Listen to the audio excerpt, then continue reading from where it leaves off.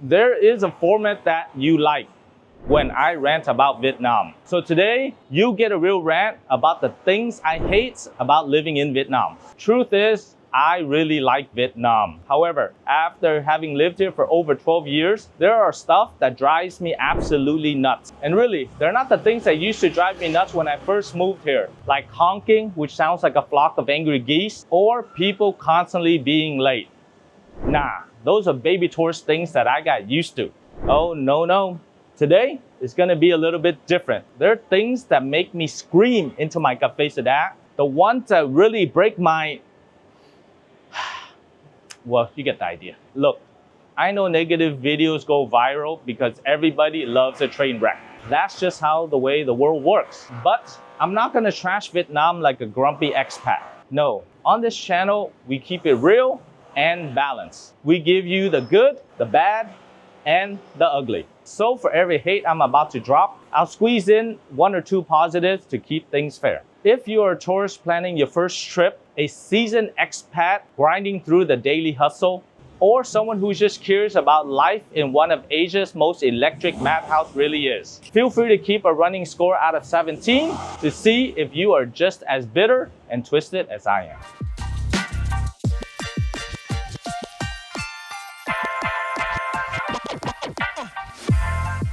The first thing that really drives me crazy are the trust issues. So what I say is, don't trust anybody here in Vietnam. If you do trust somebody, make sure you verify. So Vietnam is a high trust country, but it is also a very low trust country.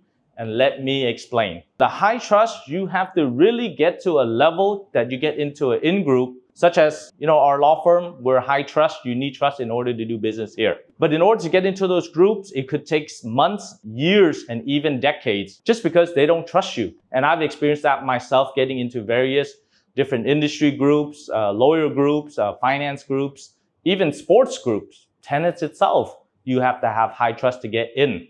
And definitely don't trust what they say, because they might say they trust you, but in reality, they do not. But with that said, once you are inside the inner circle, like I have in many of these circles now, establishing credibility, the doors will open, they'll work with you, they'll give you opportunities. They will definitely be able to verify you with other people as well, and it becomes a network of trust. So that's what I mean when I say it has to be high trust once you're in the inner circle, but very low trust, and don't trust anybody, but make sure you verify. My name is Ken Duong, international business immigration attorney with over 16 years of experience helping individuals and companies relocate, live, and work all over the world, especially here in Vietnam. I've built many businesses and gone through the red tape. I've been burned many times myself. So after 12 years, or basically one zodiac cycle, I've learned to build real relationships slowly. But man, the constant vigilance, it's exhausting. Well, speaking of exhaustion, this gets me to my second point, the scam culture that's basically baked into the system. Scams in Vietnam aren't an occasional oopsie. They are built into the business model on steroids. Because why make an honest living when you can fleece the clueless and call it entrepreneurship? From the moment that you land at the airport, the traps are set. From taxis with broken or malfunctioning meters that charge you skyrocketing fares, to fancy cafes that have a special foreign menu that has the same item but charge you twice as much just because you are a foreigner, and they print it on very nice photos with nice menus. And don't get me started on the street vendors that are shortchanging you with a distracting chat while slipping you a counterfeit bill or charging you more. I once asked a street vendor, "Why are you charging me double?" She looked me straight in the eye and said, "You look rich." Well, I have to admit, I like the honesty of being dishonest. Poverty plays a part, sure, but it's this opportunistic vibe where ripping off outsiders feels like a fair game. I don't think locals are immune to the scams as well. Scams hit everyone. It's everywhere. Real estate deals, fake online listings, even gas station adjustments. Why is it so rampant? I've lost count how many times I've had to save clients from rental scams where landlords would charge on extra fees mid-lease. It's not just annoying, It erodes the faith in people. The system quietly rewards those who outsmart others, not those who play fair. We've made a whole playlist about scams in Vietnam, so you can click in order to arm yourself. Totally unrelated to scams, but another thing that really boils my blood, the total lack of basic manners. Basic manners in Vietnam, about as common as a quiet street corner. Technically possible, but good luck. Take elevator doors in apartments or offices as an example. You would think that human decency, someone standing in the elevator would hold the door for you. But no, even if they see you, they can really care less. Same goes for any door really. People pass through and let it slam in your face as if you're a ghost. Or someone's watching TikTok on max volume in the elevator. Or discussing dinner plans over speakerphone so the entire building can hear. It's not that people want to be rude. It's just that public courtesy is not part of the culture. Noise is normal, personal space does not mean much, and most people are just trying to get ahead. The same person that ignored you in the elevator could invite you for tea in the next 5 minutes. It's a strange mix of warmth and indifference. Kindness in private, chaos in public. And if that's not enough noise pollution, wait till we hit home, because nothing says neighborly love like a blaring smoke alarm at midnight. If you live in a big city like Saigon, you've probably experienced this. It's an overzealous neighbor who overcooked dinner without turning on the exhaust fan.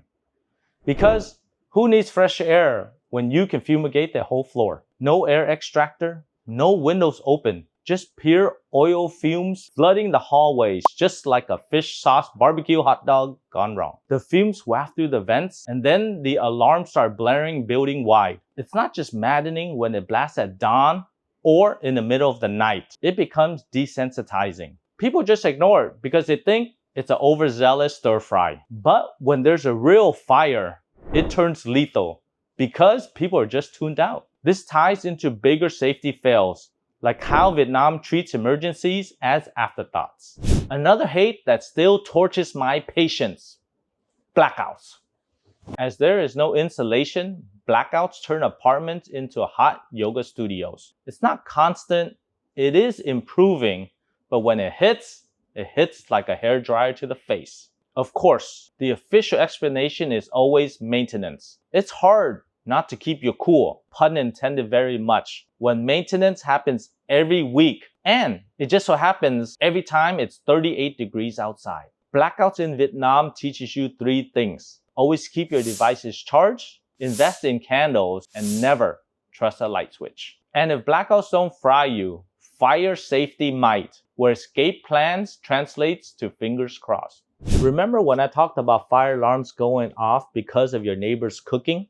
Well, fire safety in Vietnam is probably more wishful thinking than planning.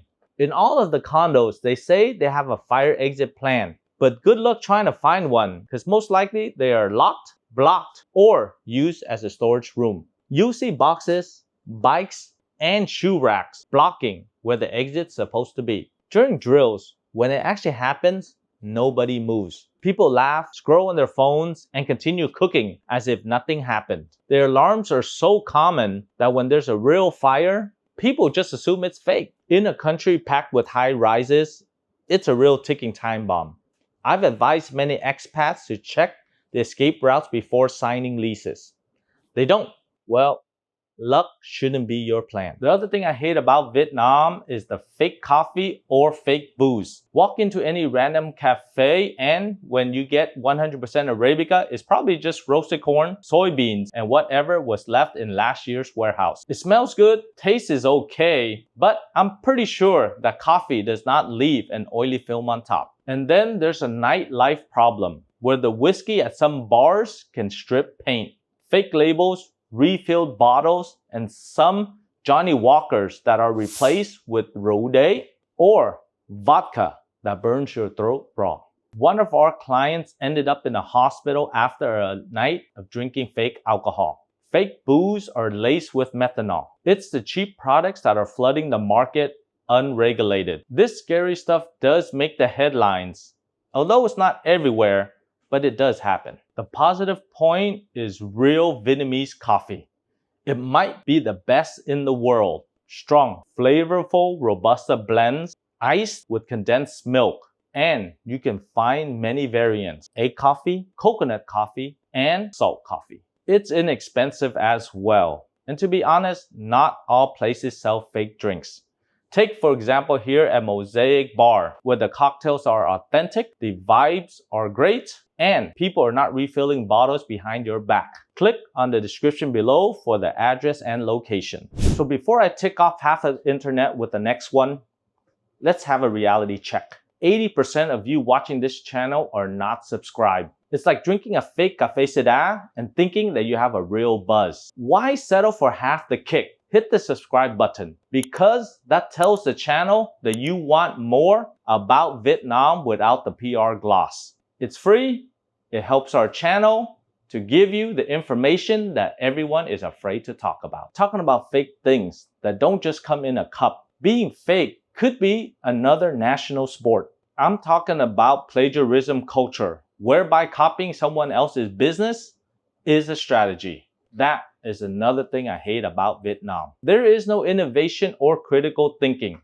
Nah, why? When you can just click Ctrl+C, Ctrl+V, success, and call it a day. You see a hit cafe? Boom! 5 identical joints pop up with identical menus. And then you tweak the logo just a little bit to dodge some lawsuits. To the point that plagiarism is so ingrained in our culture that Vikios from Australia, US, or the UK are copying our content. Yes, we know who you are. Even though it's flattering to be a source of inspiration and a model, but plagiarism is not a sign of development or a long-term business strategy. Copying may make quick money, but it does not build a legacy.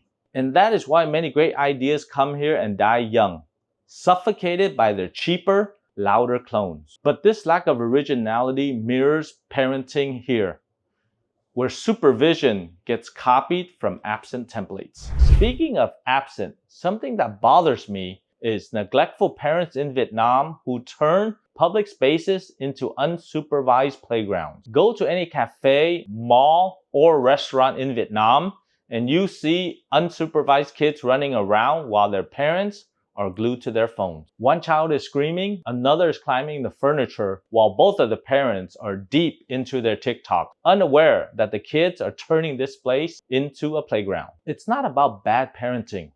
It's about no parenting. Screens have been replaced by supervision, where public places become daycare centers and everybody becomes unwilling babysitters. This generation of parents are more concerned about filters than boundaries. The kids don't get no, they just get YouTube. And if you have kids in Vietnam, you can probably relate to the next thing that's pretty bad: expensive private schools. So that is all the hate that I have for today, because I'm a lover and I love Vietnam. So you have to tune in next week in order to hear about the hate on the new traffic laws, endless bureaucracy, and the foreigner paradox. So on behalf of Duong Global, my name is Ken Duong. Thank you very much for watching this video, and I'll see you on part 2.